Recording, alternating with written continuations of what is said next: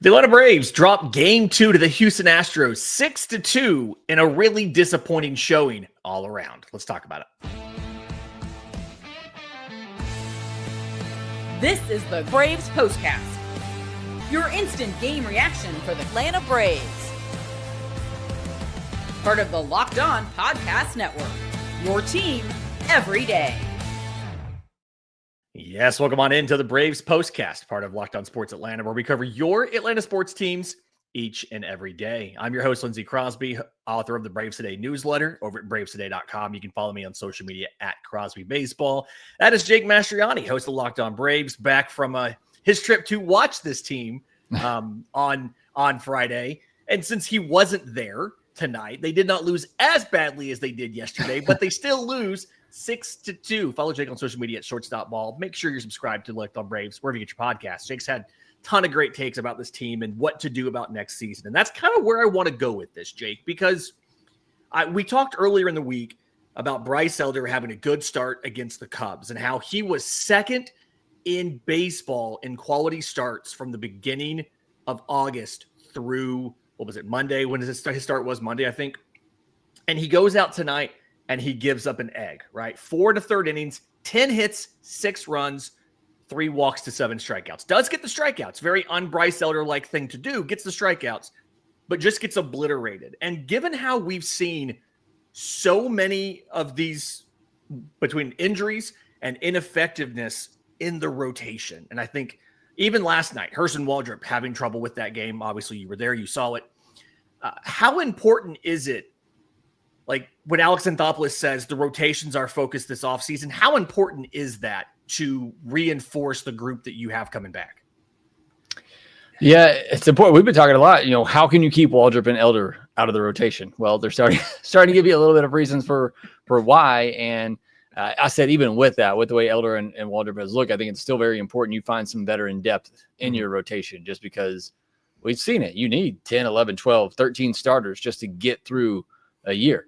And having the depth that you could potentially have with an Elder or Waldrop and others that you could potentially hang around, and some of the young guys they have coming up, J.R. Ritchie, Blake Burkhalter, Didier Fuentes, Lucas Braun. I mean, there's a lot of good guys in the system. They're just unproven.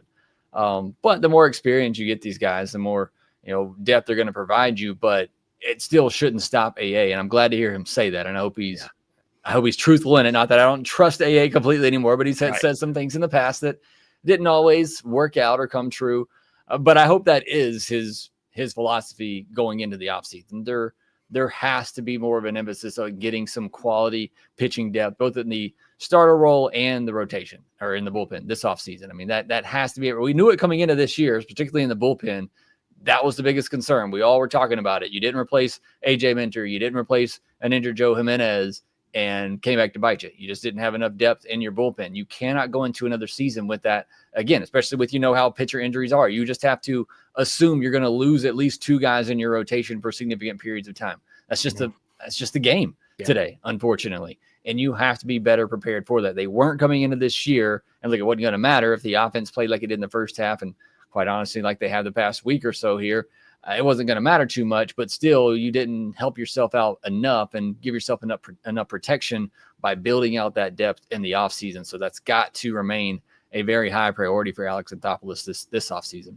Yeah. And a little bit of twist of fate here in the whole thing. Inyel De Los Santos, former Brave from earlier this season, enters this game, pitches an inning, allows 2 hits, but strikes out 2, doesn't allow the Braves to score. Just really kind of interesting to see that he gets into the game in Truist Park and does well. And then in the major leagues right now with the Astros is Craig Kimbrell, and he doesn't get into this game. It's just one of those, it's going to be the funniest thing if Craig Kimbrell finally gets back on the Truist Park mound, then it's because the team that's beating the Braves in the series puts him on the mound to mop up and not the Braves when they had him on the roster. I do want to point out when it comes to, the pitching and all of that, we look at the bullpen. Dylan Dodd, 3 2/3, 2 walks, 4 strikeouts, no hits allowed. A nice rebound for him.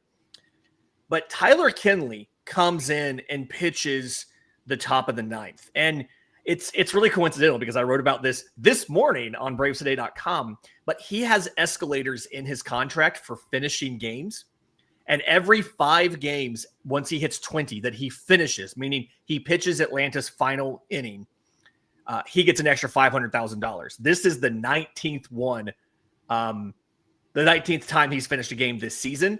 So if Atlanta lets him finish one more game in the last couple weeks, he gets an extra $500,000 on his club option for next year if they pick it up. And I think we're both kind of agreed they're going to pick it up. His ERA is below zero. Below one. Below zero.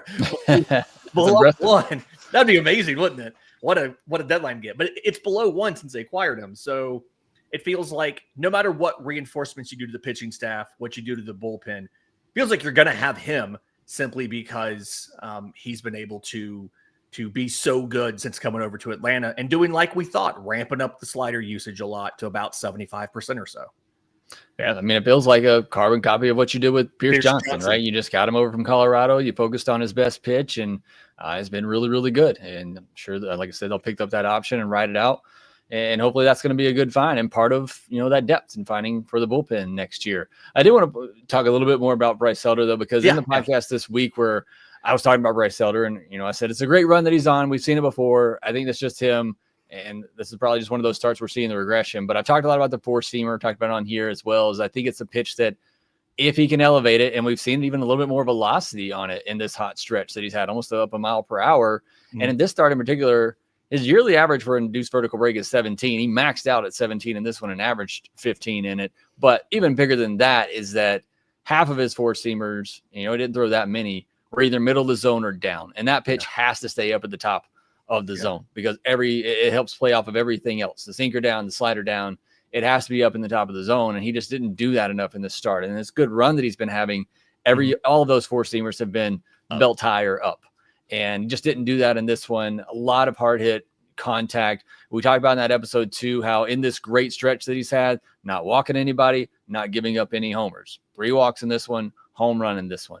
I mean, that's going to be key for any pitcher, but that's what you've seen with Bryce Elder in this good stretch compared to the bad stretch. The walk per 9 or the walk rate over 10% in his bad stretch this year, 6% in his good stretch. Home run per 9 way down in his good stretch, obviously. So that's always going to be key for Bryce Elder. But I think part of that is getting people off the barrel, which he's done in this good stretch, is being able to raise their eye level with that four-seamer up when it has good induced vertical break on it. And anything, 16 over is good. And he can do that. It's not, 96, 97, but still 92, 93. We've seen some 94s out of him. That can be ineffective. And again, just more than anything, raising that eye level of the hitter and making them have to, really respect something up in the zone when you're normally just going to get sliders and sinkers down in the zone. Yeah. All right. In just a second, I want to talk about the struggles of the offense. I want to talk about Michael Harris, Drake Baldwin as well. And then a little bit about Jake's trip to Truist with some great food. And thanks to a sponsor of the podcast. We'll do that next right here on Braves Today. This episode is brought to you by Zippix Toothpicks. Whether you're looking for nicotine satisfaction or an energy boost, Zippix has you covered with their nicotine or their caffeine-infused toothpicks. For nicotine users, Zippix provides a discreet way to satisfy cravings and the hand-to-mouth habit without smoking. Zippix can also be a helpful tool as you work to reduce your dependence on vaping. Available in 6 great flavors with both 2 milligram and 3 milligram nicotine options. If you need energy without the crash, their caffeine toothpicks are a game changer. I stay up every weekend night to do MLB Game Night live on Locked on MLB's YouTube feed after the final West Coast game is complete. So these have been fantastic. There's bourbon flavor. I have used a lot of these in the Braves season. Cinnamon spearmint flavor. They've got a peppermint watermelon, which I have not opened because that's an interesting combination, but people have told me it's really good. And if you use a bunch of them, they'll even give you a little carrying case. Go to zippixtoothpicks.com, ZIPPIX toothpicks.com. Use code LOCKED ON for 10% off your first order. Quick heads up, must be 21 or older to order. And a warning, nicotine is an addictive chemical, but that's zippixtoothpicks.com, promo code LOCKED ON. Zip more, smoke less with Zippix Toothpicks. Today's episode is also brought to you by our friends at Prize Picks, the daily fantasy app where making the right call can actually pay off. We make decisions every day, but on Prize Picks, being right with those decisions means cashing in, because with football back, Price Picks is the simplest and fastest way to get in on the action. Just pick more or less on 2 to 6 player projections, and you can turn your takes into real prizes all in less than 60 seconds. So download the Price Picks app today. Use code LOCKEDONMLB to get $50 in lineups after you play your first $5 lineup. That's code LOCKEDONMLB for $50 in lineups after your first $5 play. Price Picks. It's good to be right. All right, Jake. So tough day for the offense. Before we get to there, we do have a question real quick from Steven. Did you get any good food out of your trip to Truist? And you were telling me that Game Time is as good as advertised, right? Yeah, so I did use Game Time for this. Last minute tickets. Got some in section 40 down there in the left field corner. So we got access to the free soft serve ice cream and popcorn, which the kids loved. So thanks to Game Time for that last minute deal there. Good food. We ate at the Shake Shack outside of the stadium before we went in. We used to love to go to Wahlburgers, but it's gone now, replaced with Shake Shack. But Shake Shack's still a pretty good little get to. We didn't eat much inside the stadium. Like I said, we just got the free popcorn and the soft serve there. We ate at Shake Shack outside of it. And then I actually went to stopped at Six Flags on the way back. That's maybe not the best idea with 3 little kids, and that wasn't great food either, as you know, at the at Six Flags. And then running out of there, picked up a party pack of Taco Bell, so that wasn't necessarily great either. But we were in a hurry to get home, so maybe not so the much best food trip. There you go. There's going to be some fans who want these guys to kind of lose the private chef and have that quality of food for a little while too, because Atlanta picks up 6 hits today. Matt Olson has 2. He hits a home run. He scores both Atlanta's runs. Jurickson Profar goes 2 for 4, hits a double off Aniel De Los Santos. But specifically, I want to think about Michael Harris and Drake Baldwin. Baldwin goes 0 for 4. Harris goes 0 for 3. And both these guys are really kind of struggling right now. Harris, I think, is maybe the more significant one because his is pretty pronounced. Last 15 games, he's batting 127. More strikeouts than games played. Last 30 games, he's batting 229 with a 381 slug. As hot as he was in, like, right after the All-Star break, it almost feels like he's maybe overcorrected a little bit. I saw one of his at-bats tonight, and his hands were, like, comically high. Like, he raised his hand, and he just kept going, and it's almost like an overcorrection at this point. But when we think about the offseason, a lot of people have talked about, do you get, like, for position players, do you add to the offense? You find a way to do it. And I'm starting to wonder if, since you'll have your DH spot open, bringing in a full-time outfielder, somebody who could play every day, you could rotate Profar and Acuna through the DH role, would be a good thing. And it almost feels like you might want to make sure that you have a backup plan in center field in case he starts off slow again. I didn't think that a month and a half ago, but with this slump, now I'm starting to think, okay, you've got to have a plan for next year to get him out of the lineup earlier if he struggles again. Yeah, we're all hopeful that those mechanical changes were something he could take in. But I noted in the podcast where we broke everything down, the difference between the first and the second half, the swing decisions were the same. Yeah. And that's still always something that's going to plague him. And so I'll be interested to go see now with this rough stretch that he's in. Is it some bad luck on the batted balls in play? Is it just he's swinging outside of the zone still too much, which again, he's still just always done. Even in his good stretch, that wasn't anything different. But I do agree. I think the Braves need to find a big bat this offseason. And it needs to be somebody that can play the outfield so that you can rotate Profar and Acuna through the DH spot. And if they can play center field, I think it's great. I think Michael Harris is going to be your guy pretty much no matter what, unless they just decide to trade him. I know if Albert Buxton was really willing to be traded, I think that would be ideal. But it sounds like he wants to stay in Minnesota and would veto that. But I mean, that one, it'd be great. Like I said, I think outfielder is definitely where they need to target. And if they can get somebody that can play a little bit of center field, I just think that would be a bonus. Yeah.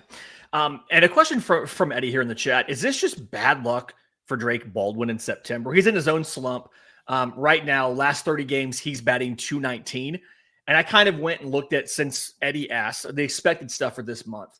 This is not a lot of bad luck, right? Like, we knew early in the year he was having a lot of bad luck with the pitches not fall or the batted balls not falling.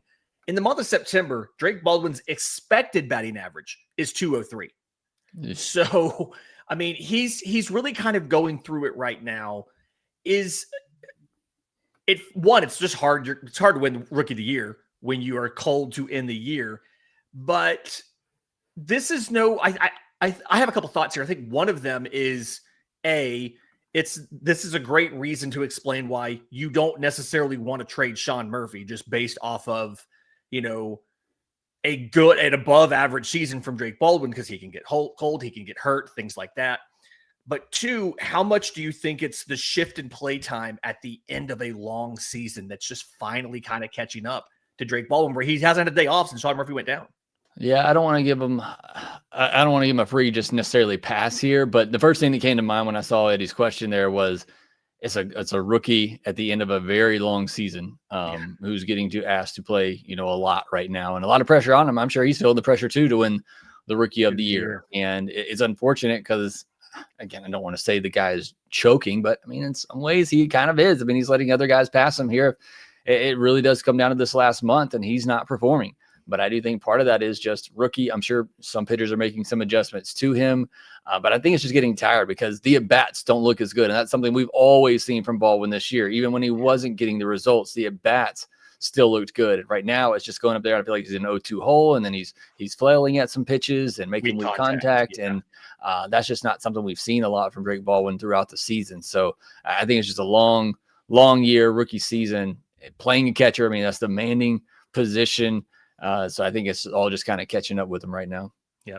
Hopefully we can see a little bit more, like he can get hot this last couple weeks of the season and at least make it close on a Rookie of the Year basis. All right. So tomorrow, 1:35 p.m. start.